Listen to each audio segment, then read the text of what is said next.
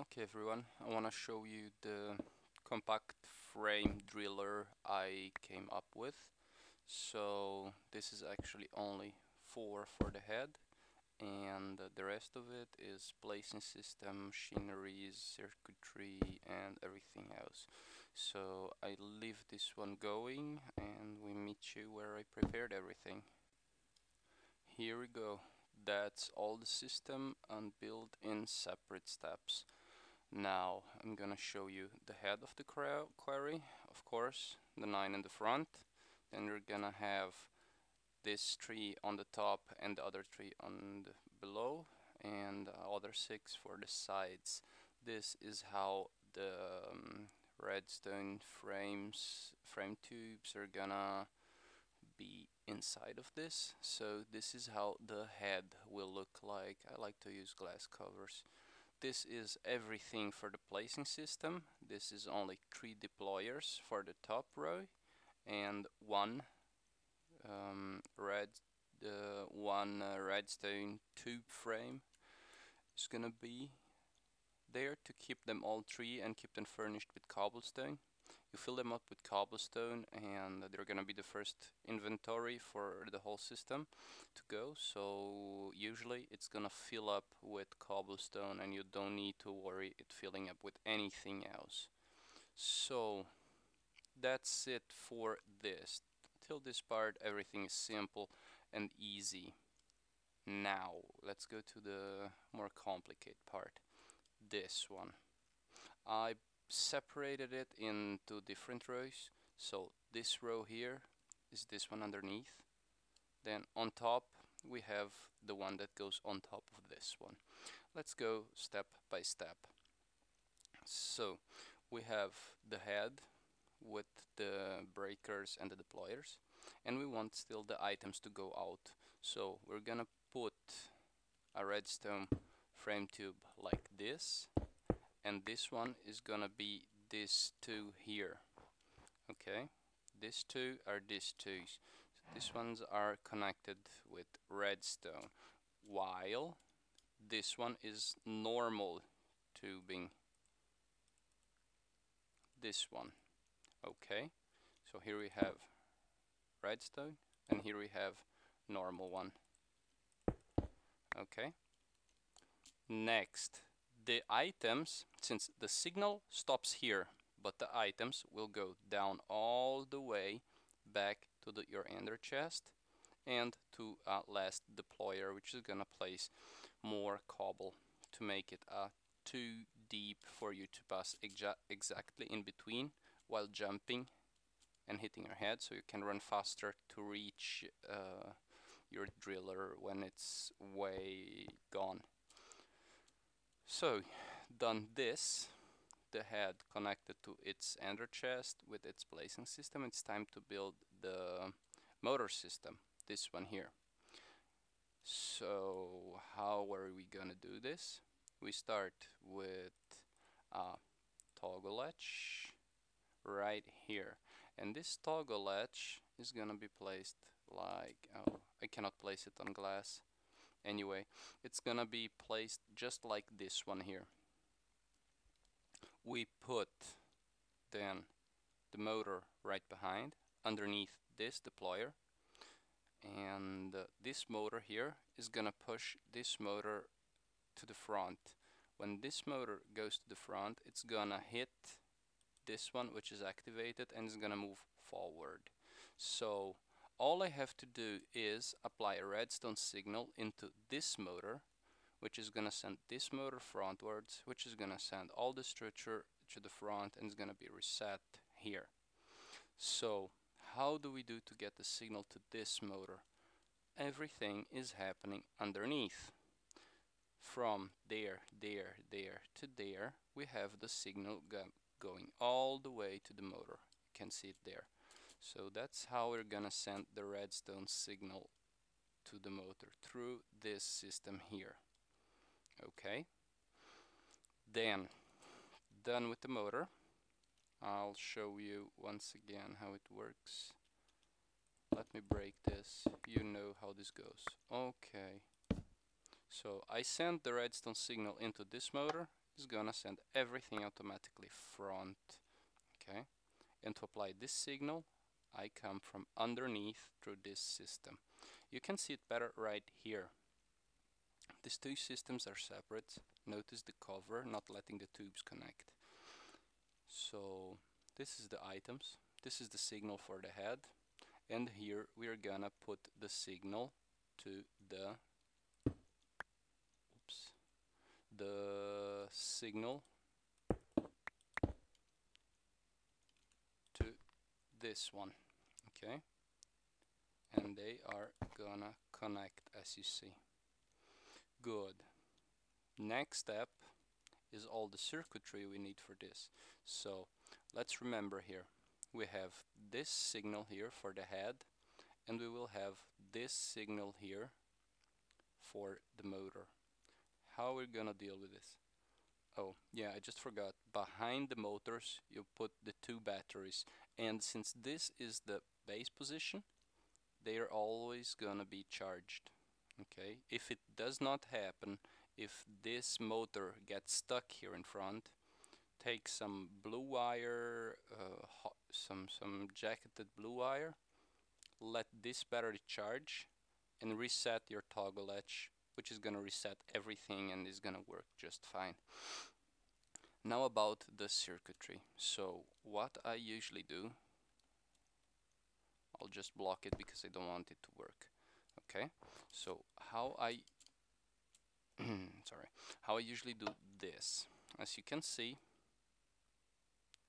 it's almost self-explanatory. This lever starts the whole system, which starts this 4-second timer, sending a signal to this toggle latch, to this, what's it called again? I always forget. The state cell. The state cell receives the signal and leaves this one open. This is a NOT gate. So when this signal is on for the 3 seconds of this one is gonna run at the period of half a second. So for every move that goes in here, the head is gonna get 6 signals, meaning dig 6 times and try to play 6 times. That's good enough to dealing with gravel, especially because of this one's on the top afterwards. Eventually, in case this couldn't deal with all the gravel.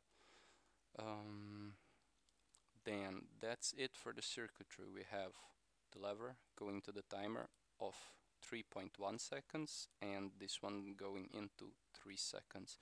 This is made to give it time to not bug out if I would just put it 3 seconds and 3 seconds. So put this, doesn't mind, it wouldn't interfere with, you see it connects here, but it wouldn't interfere at all. So yeah, I just put it there because I like it organized to know what's going on. Now this one's, once this one dug 4-6 times, whatever, it sends the signal to the motors. Okay, but and until here everything easy, clear. Now to all of this system there is also an automatic changing battery system. How does this goes? As you can see, the redstone tube here is not only getting used to send signal to the motor, but it's also connecting underneath these batteries. So where we usually charge and decharge our batteries. So on top of all of this, there is this system here. So these are the deployers I broke down there, okay? Right under this deployer, we have our motor. Done. Right under this deployer, we have our motor. Okay. So, can you see how it fits? Underneath this retriever, set to retrieve empty batteries. Set to retrieve empty batteries, which is gonna go all the way down here and try to search empty batteries in this system. When it finds it, it's gonna simply take the empty batteries from here and send it to this chest. This retriever, by its way, is set to search for full batteries, which is gonna take the full batteries from here and send them to underneath the batteries. That's where we want them to go. Good. Funny of all of this is this retriever sits right on top of this battery. So it's gonna get powered and it's gonna power this retriever too. So all of the batteries doing its job, the two batteries doing its job of having the motors and the retrievers filled. Okay. And the rest is just some support frames to keep it all in place. And then after you put this on top of here and this to the front, your machine is ready to go. That's it. It's even gonna keep your batteries filled. So I just turned this off and head back to the machine I was doing before. So we were somewhere here when I started the video before, and let's imagine we are right under at level 7, 8, 9, 10, 12, something like that as you choose, and it's digging all of the stone out and placing it as you saw back here. This is wood because it was digging wood, of course. So I filled it up with all stacks of cobble and let it go to see how much a full battery would cover. And it's still going. It's eating and placing it while it takes the items. There is no filter, there are no stones. But notice that with this system you have no problem with lava coming in, and you still have the fast way to go to your frame. And it goes. It goes until it can't anymore. On this one I put a chunk loader into the x-axis, which is where I am going. I'm going through the x-axis now. So it's gonna load the chunks in front and in the back of it. And that's it. This is how it's going. The same system as before. And I'm gonna explain it again. If you don't want, you can finish the video here. And that's how it goes. So the head digging out, forehead, and then the 3 deployers here. Then we have the signal coming in through this system, which you saw how it goes.